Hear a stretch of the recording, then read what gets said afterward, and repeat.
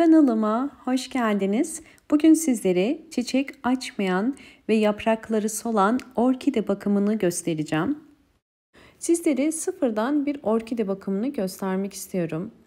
Orkidelerinizin eğer çiçek dalları artık yavaş yavaş çiçeklerini dökmeye başladıysa ve yavaş yavaş artık sararmaya başladıysa ilk yapmanız gereken bakım mutlaka budama yapmak. Budama orkideler için önemlidir. Eski çiçek dalını budama yaparken uçtan özellikle belirgin bir tomurcuk yoksa bakın boş boğum ile ilk çiçek dalı çıkardığı boğum yerinden kesiyorum. Ve böylelikle orkidenin çok geçmeden, sonbahar mevsimini kaçırmadan hızlı bir şekilde çiçek dalı çıkarmasını kolaylaştırmış olacağız. Yine aynı şekilde bakın bunlar da yine dolu boğumlar ve boş boğumlar. Yine aynı şekilde kesiyorum. Sonbaharda ne kadar erken budama yaparsanız orkideleriniz o kadar erken yeni çiçek dalı çıkarırlar. Fakat budama yapma mevsimini kaçırırsanız orkideleriniz daha geç çiçek dalı çıkarır. Bu da yine çok önemli bir püf nokta. Çok geciktirmeden ucunda bir ya da iki tane çiçek dalı çiçeği varsa orkidenizin mutlaka kesin. Bakın gördüğünüz üzere yeni bir çiçek dalı boğumdan çıkmaya başlamış bile. Diğer önemli ikinci püf nokta yaprak temizliği ve özellikle yapraklarda sararmalar varsa, solmalar varsa ne yapmak gerekiyor? Alt yapraklardaki sararmalar çok normal. Orkidenin eski yaprakları sararmaya başlar, yani yaşlandığını gösterir. Bu şekilde orkideye zarar vermeden yapraklarını koparabilirsiniz. Böylelikle orkidenizde yaprak bakımında da budama yapmış oluyoruz. Yani çürüyen, solan, sararan yaprakları kopararak orkidenin daha hızlı kendine gelmesine yardımcı olacağız.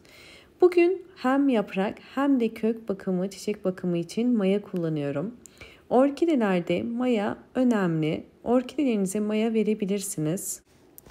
Evet, sıvı bitki besini için bir tatlı kaşığı dolusu kuru mayayı bakın 1 litre suyun içerisine koyacağım.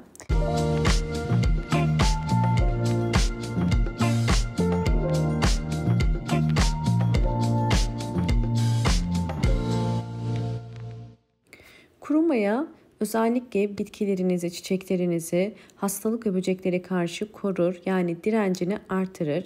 Bir dilim ekmek özellikle kuru maya içerisine koyarsanız bu mayanın daha hızlı aktifleşmesini ve içerisindeki yararlı bakterileri özellikle bırakmasını kolaylaştırır.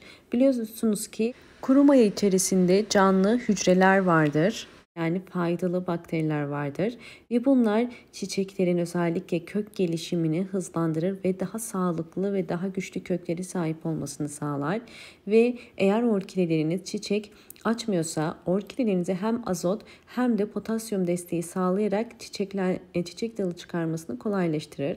Bir streç ile bu şekilde kapattım ve bu karışımı bir gece, yani 12 saat dinlendiriyorum.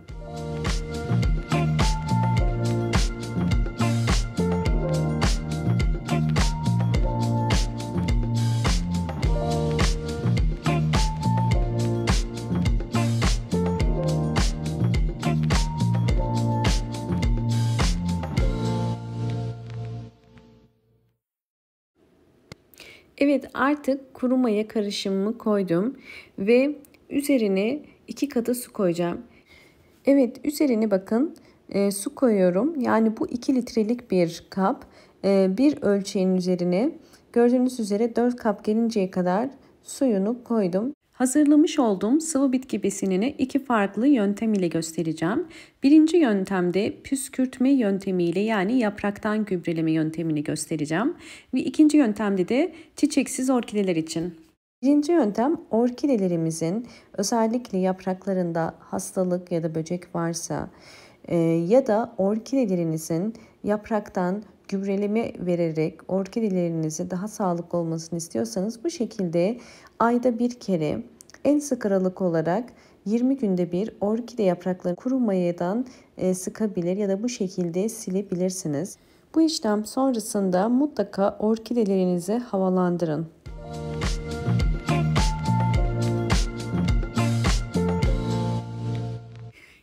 yöntem ise direkt yapraktan gübreleme. Bunu ise bu şekilde yapraklarının hem altına hem de üstüne sıkabilirsiniz. Bu orkidelerin yapraklarının gelişimine de yardımcı olacaktır. Ve daha sonra orkidenizi bol ışık alan ve özellikle hava akımı olan bir yerde bekletin. Üçüncü yöntemde ise direkt sıvı bitki besini yani gübre olarak toprağına veriyoruz. Ben bir çay bardağı kadar verdim. Yani 70 milim kadar sıvı bitki besinini orkideye vermiş oldum. Yani her bir saksı için 8 yemek kaşığı verebilirsiniz. Sizlerle orkidelerimin zaman içindeki gelişimlerini de tekrardan paylaşacağım.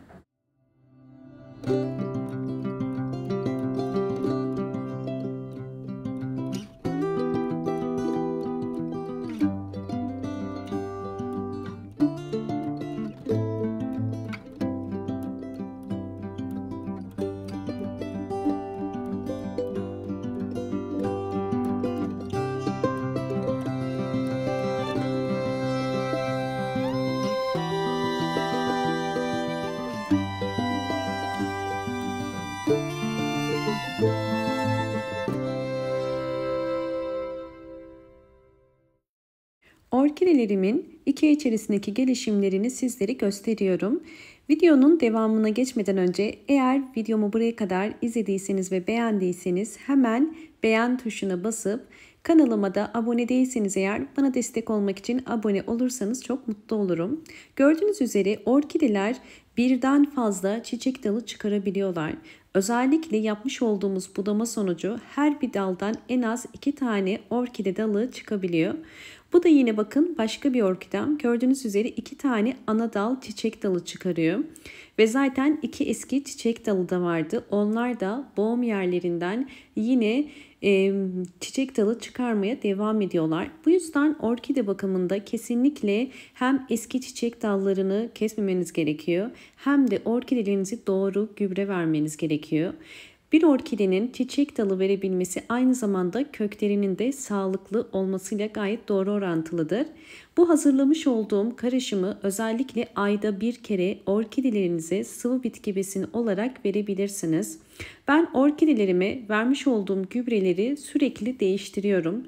Yani ayda bir kere farklı bir gübre veriyorum. Çünkü sizlere çekim yapmak için sürekli göstermem gerekiyor. Fakat sizler memnun kaldınız. Özellikle daha çok faydasını gördüğünüzü düşündüğünüz sıvı bitki besinlerini düzenli aralıklarla ayda bir kere orkidelerinize verebilirsiniz.